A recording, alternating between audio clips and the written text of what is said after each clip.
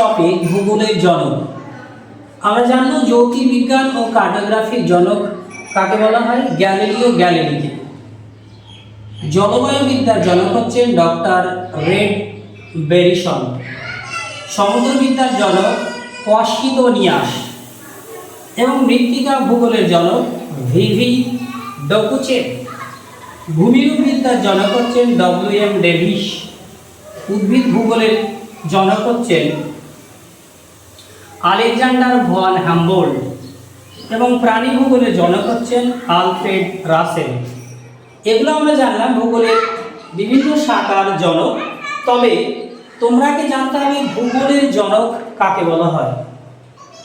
যদি তোমাদের শুধু বলে যে ভূগোলের জনক,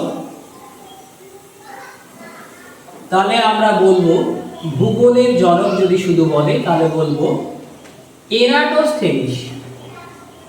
এরাটোস্থেনিস।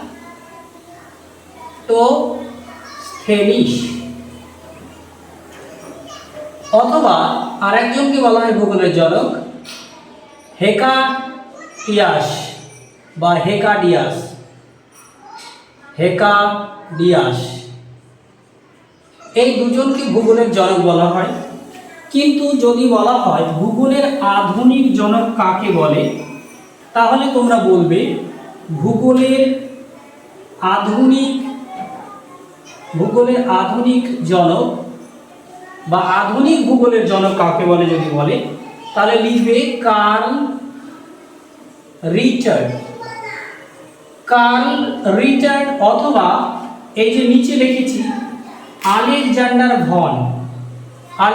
Von Humboldt. এই কার্ল রিচার্ড আর আলেকজান্ডার হাম্বোল্ডকে আধুনিক ভূগোলের জনক বলা হয়। আশা করি তোমরা এই জনক চ্যাপ্টার থেকে একটা প্রশ্ন অ্যান্সার অবশ্যই করতে পারবে। থ্যাংক ইউ, ধন্যবাদ। জুড়ে থাকো চ্যানেলের সঙ্গে এবং আমার গুরুত্বপূর্ণ পেজ অনলি সলিউশনের সঙ্গে।